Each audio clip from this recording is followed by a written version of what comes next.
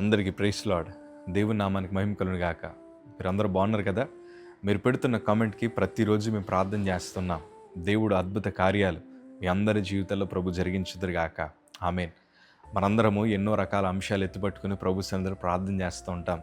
అదేంటి తెలుసా? ప్రభా, ఆర్థిక సమస్యల నుంచి విడిపించండి అయ్యా. ప్రభా, బలహీనత నుంచి విడిపించండి ప్రభా. కుటుంబ సమస్యల నుంచి విడిపించండి ప్రభా.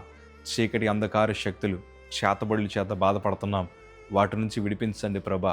ఉద్యోగంలో ఎన్నో ఒత్తిళ్ళు ఉన్నాయి ప్రభా, వాటి నుంచి విడిపించండి ప్రభా. చదువుల మధ్యన ఎన్నో కన్ఫ్యూజన్స్ మధ్య ఉన్నాం, వాటి నుంచి విడిపించండి ప్రభా. ఎవరు నమ్మాలో ఎవరు నమ్మకూడదో తెలియని పరిస్థితి మధ్య ఉన్నాం, వాటన్నిటి నుండి మమ్మల్ని బయటికి తీసుకురండి ప్రభా అని మనం ఎన్నో ప్రార్థనలు చేస్తుంటాం. నిజమే, ఆ ప్రార్థనంటికి ప్రభు జవాబిచ్చి మనందరినీ విడిపించగలిగిన సమర్థుడు. కాకపోతే దేవుడు మనల్ని విడిపించాలంటే మనం ఏం చేయాలో మనం ప్రాముఖ్యంగా నేర్చుకుందాం. ఈ అనుభవాలన్నిటినీ కూడా నేను చెరసాల అనుభవాలు అంటాను. ఎందుకంటే చెరసాల అనుభవాల్లో క్షేమము కనిపించదు, ఆరోగ్యము కనిపించదు, సమృద్ధి కనిపించదు. ఎటు చూసినా చీకటే, ఎటువైపు అడుగులు వేద్దామన్నా భయముతో నిండిన పరిస్థితులు. వీటన్నిటి నుంచి ప్రభువే విడిపిస్తారు. ఈ చెరసాల అనుభవాల నుంచి దేవుడే మనల్ని బయటికి తీసుకురాగలరు. ఎప్పుడో తెలుసా? దేవుని వాక్యంలో అపోస్తుల కార్యములు 16వ అధ్యాయము 25వ మాట మనం చదవగలిగితే, అయితే మధ్యరాత్రి వేళ పౌలు శీలయు దేవునికి ప్రార్థించుచు కీర్తనలు పాడుచుండిరి, ఖైదీలు వినుచుండిరి.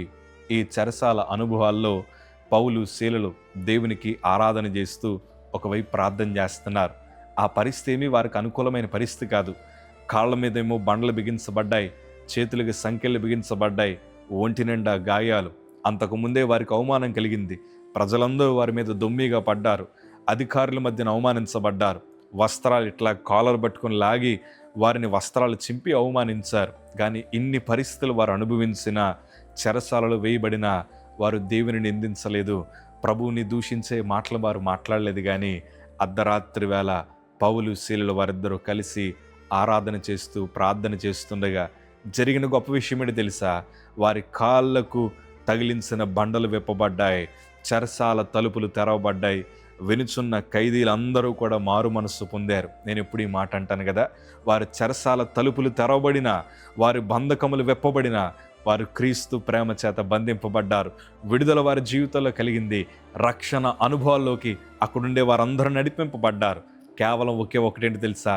సమస్యల మధ్యన, శోధన మధ్యన, ఇరుకెంబద్దుల మధ్యన, చెరసాల అనుభవాల మధ్యన వారు ప్రార్థన చేశారు, కీర్తనలు పాడారు. ఈరోజు నేను అంటాను, మనకి శోధన వస్తే ప్రార్థనకు దూరం అయిపోతున్నాం. శోధన వస్తే దేవుని పాటలు పాడడం మానేస్తూ ఉన్నాం. శోధన వస్తే చాలు మందిరానికి దూరంగా వెళ్ళిపోతున్నాం.